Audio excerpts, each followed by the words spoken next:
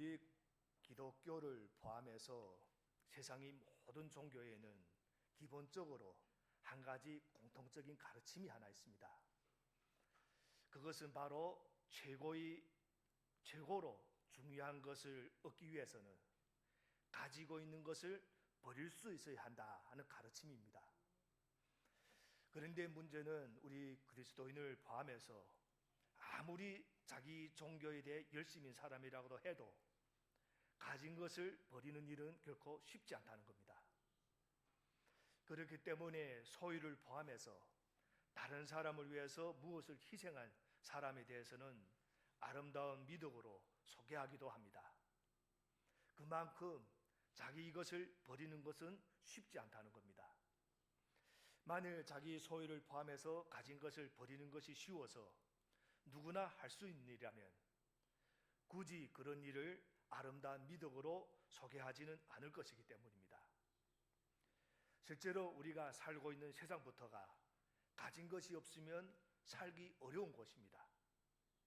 그래서 우리는 신앙생활을 하면서도 내가 가지고 있는 것을 버리는 것이 아니라 오히려 더 많이 가지려고 합니다.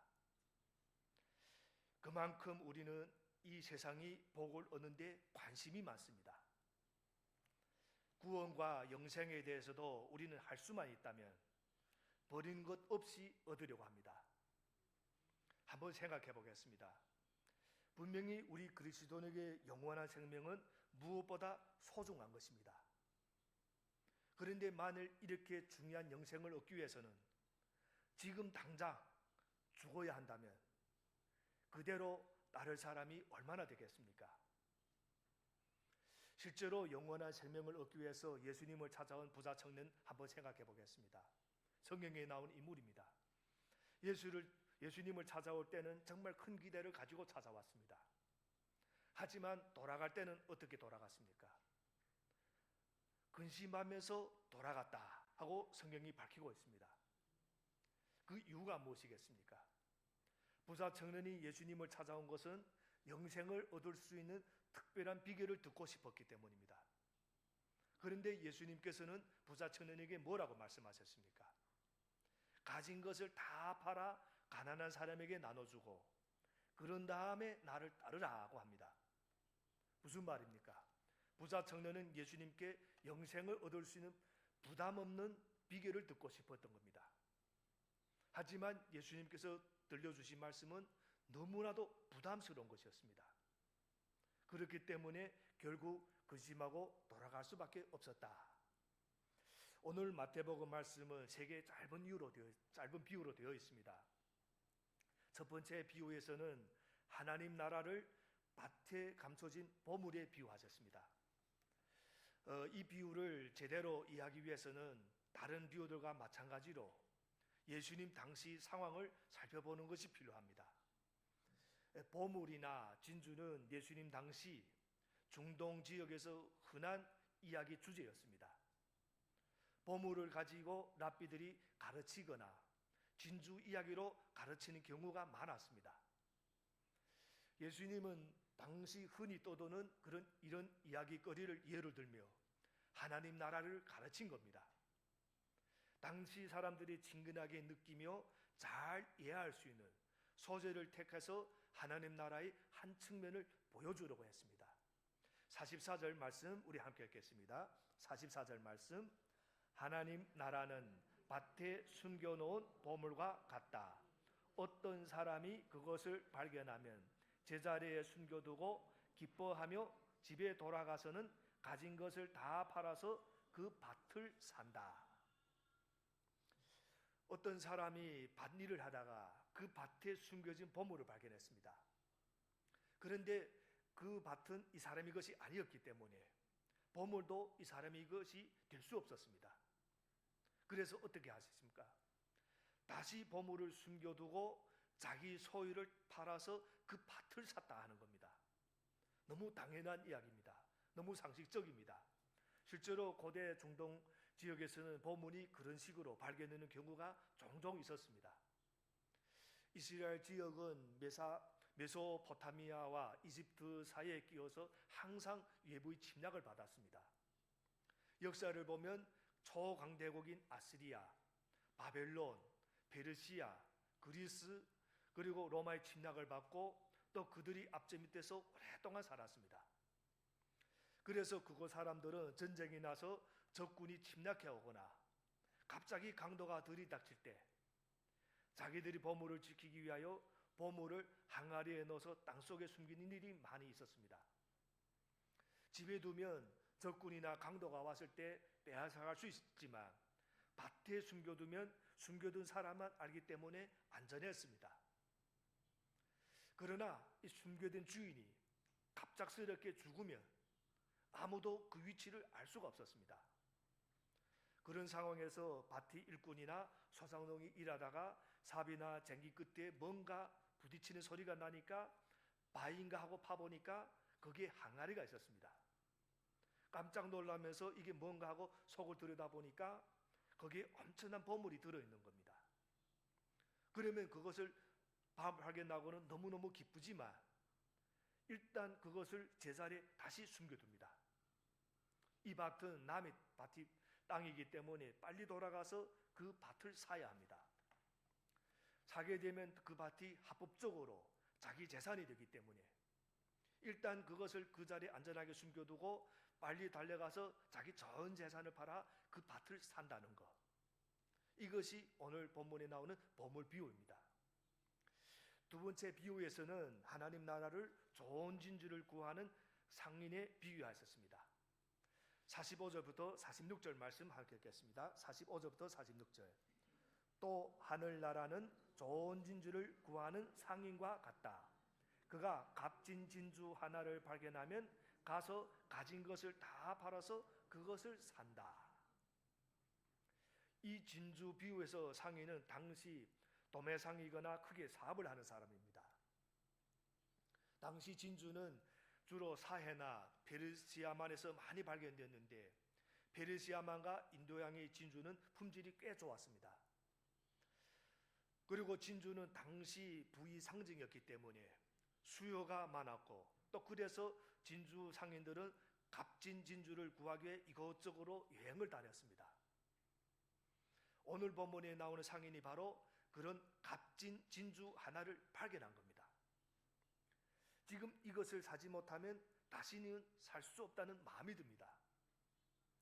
그 사이에 다른 사람이 와서 이것을 보고 사갈 수가 있기 때문에 그래서 그는 재빨리 가서 자기 전 재산을 팔아 그 진주를 삽니다. 이런 진주를 살 수 있을 정도라면 굉장히 돈이 있는 사람이라고 할 수 있습니다. 그는 전 재산을 팔아 진주를 사는데 이것이 진주 비유입니다. 오늘 보물 비유와 진주 비유의 핵심은 무엇입니까? 여기서 질문입니다. 아주 간단합니다.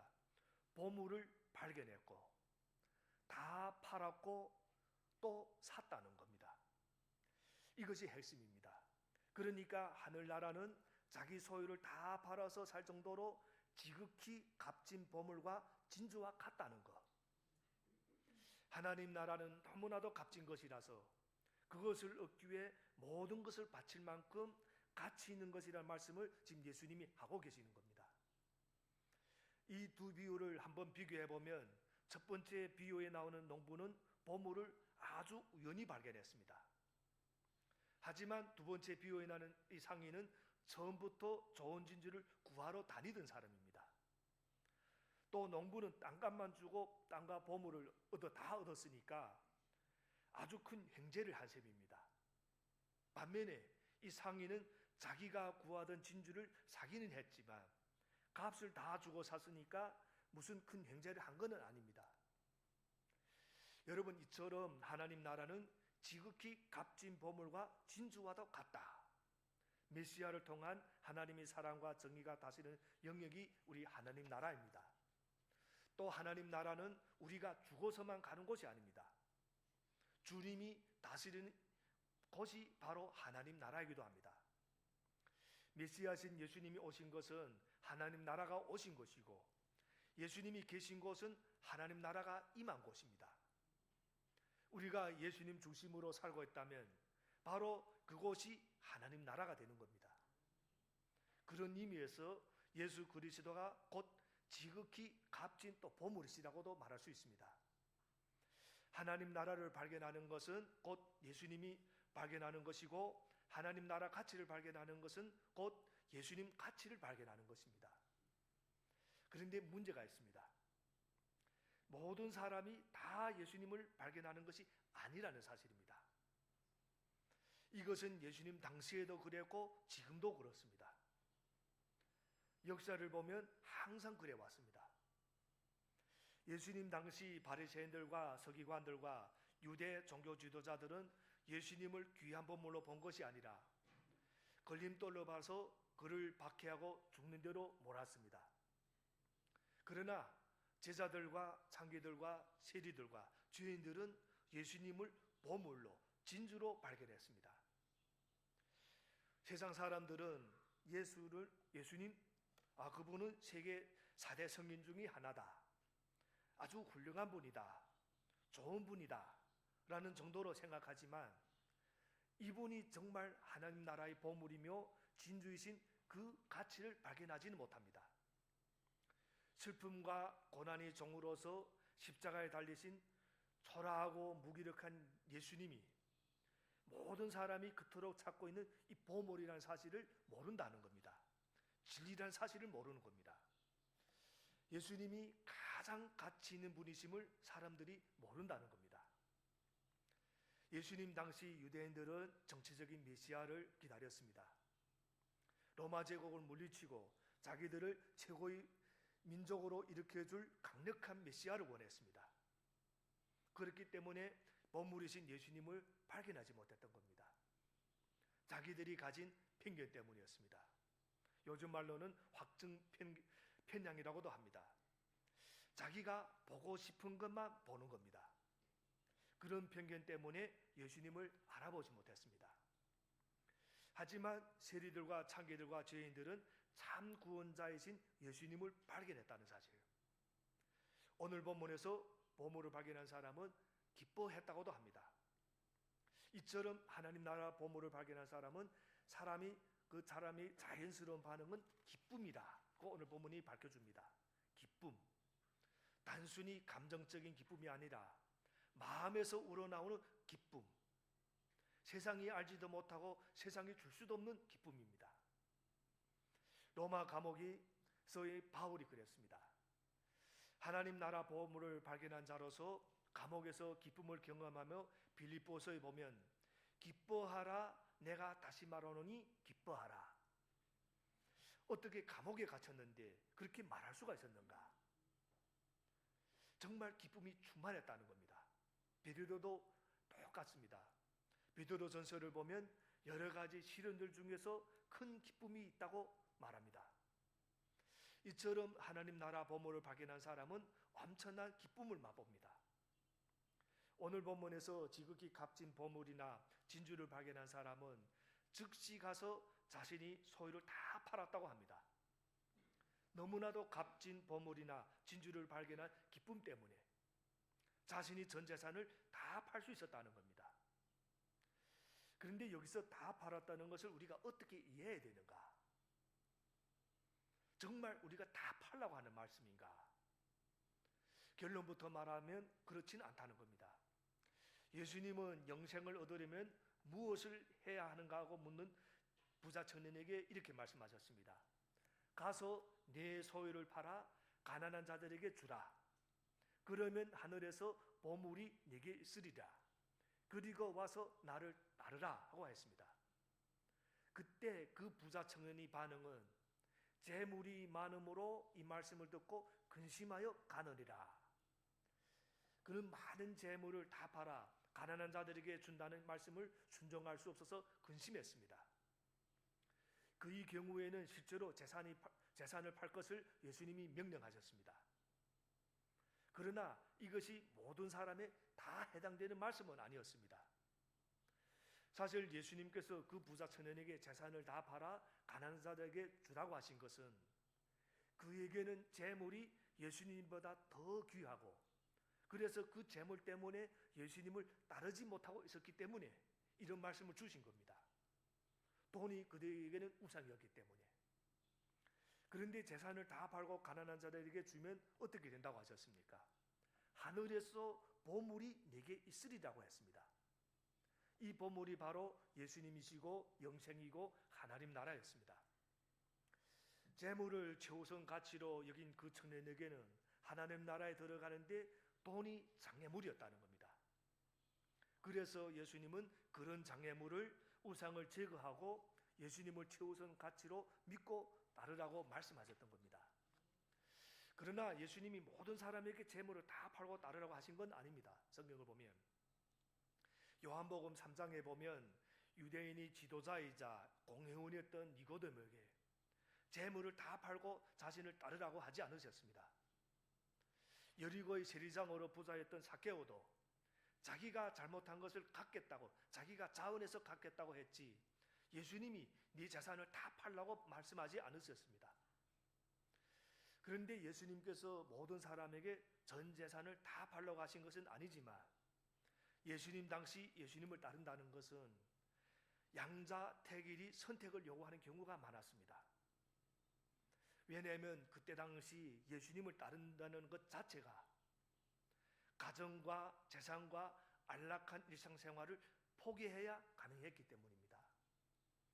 지금도 중동 이슬람권이나 북한 같은 데서는 예수님을 믿는다는 것이 아주 힘든 일입니다. 북한에서는 그리스도인들이 잡혀서 총살당하는 일도 종종 벌어집니다.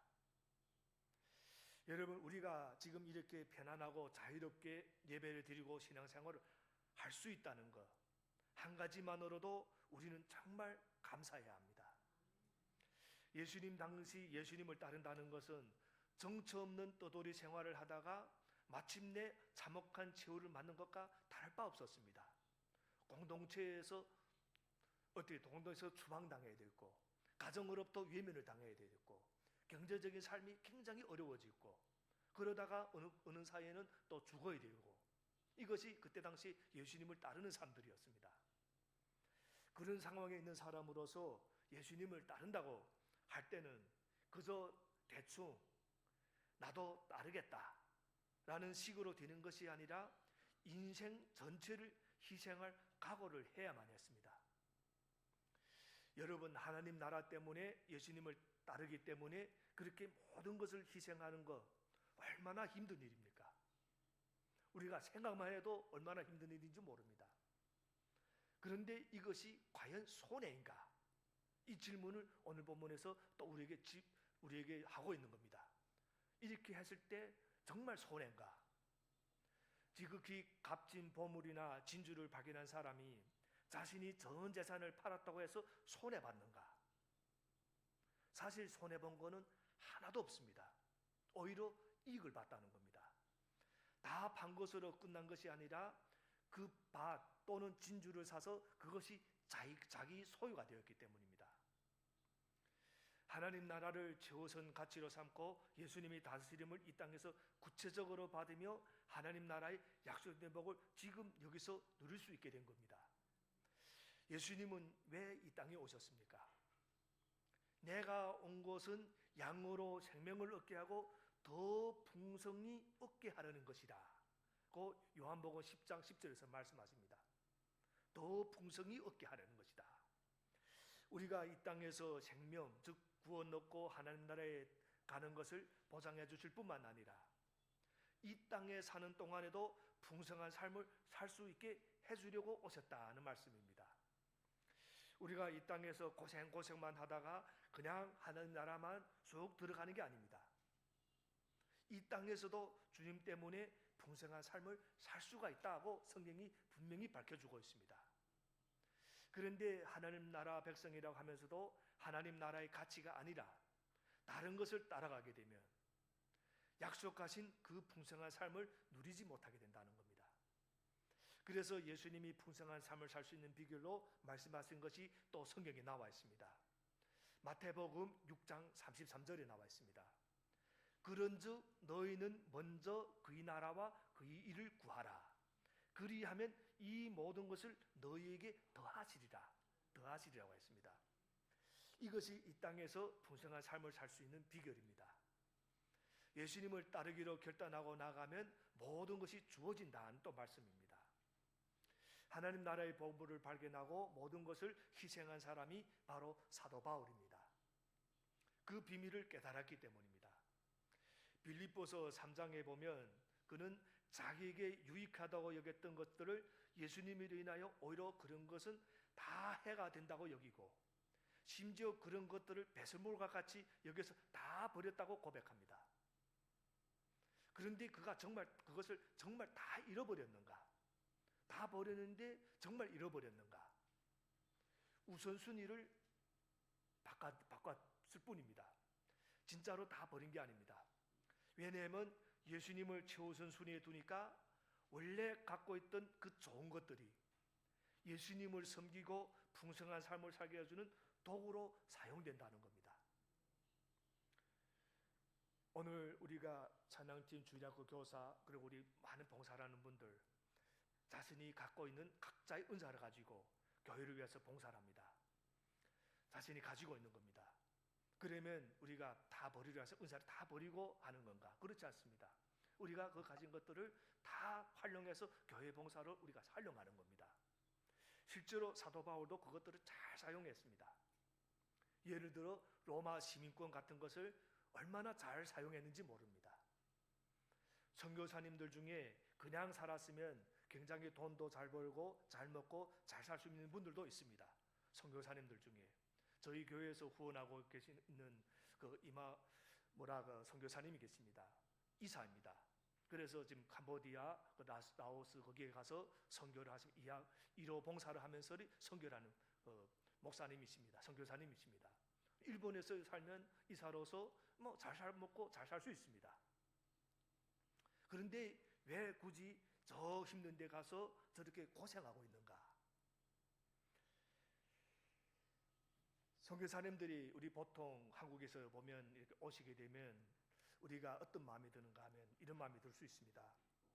선교사님 얼마나 고생이 많으십니까? 하고 우리가 보통 말합니다. 그런데 사실은 그분들은 그렇게 생각하지 않습니다. 우리는 그렇게 생각하는데 그분들은 사실 그렇게 생각하지 않습니다. 영적으로 충만해 있습니다. 그분들은. 왜냐하면 그분들은 최고의 보물을 항상 최고의 가치로 삼고 하고 있기 때문에, 살고 있기 때문에. 물론 실제로 선교지가 힘듭니다.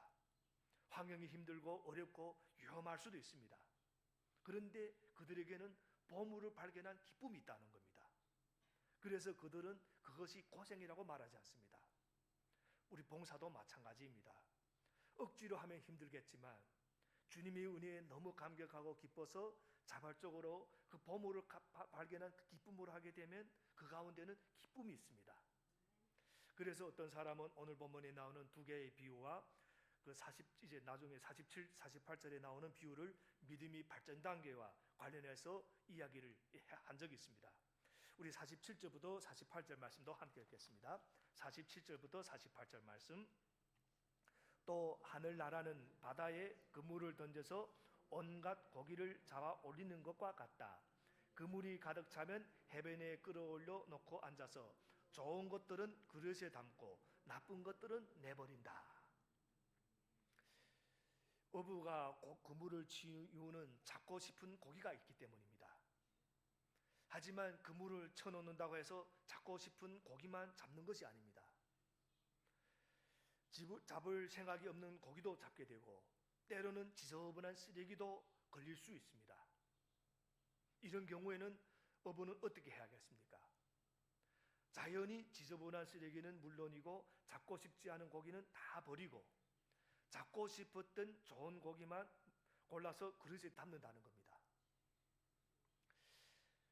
잡고 싶지 않은 물고기라도 굳이 버릴 것까지는 없을 것 같은데 48절을 보면 예수님께서는 좋은 것은 그릇에 담고 못된 것은 내버린다고 말씀하셨습니다. 먼저 밭에서 보물을 발견한 사람 보겠습니다. 이 사람은 땅값만 내고 땅과 보물을 차지합니다. 그야말로 큰 횡재를 한 겁니다. 보물을 발견한 것부터 아주 큰 행운이었다는 겁니다.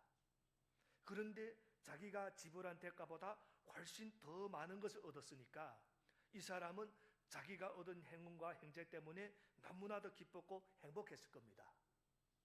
이것을 믿음과 관련해서 생각해보면 무슨 말인가? 신앙생활을 처음 시작할 때는 모든 것이 좋게 생각될 수 있다는 겁니다.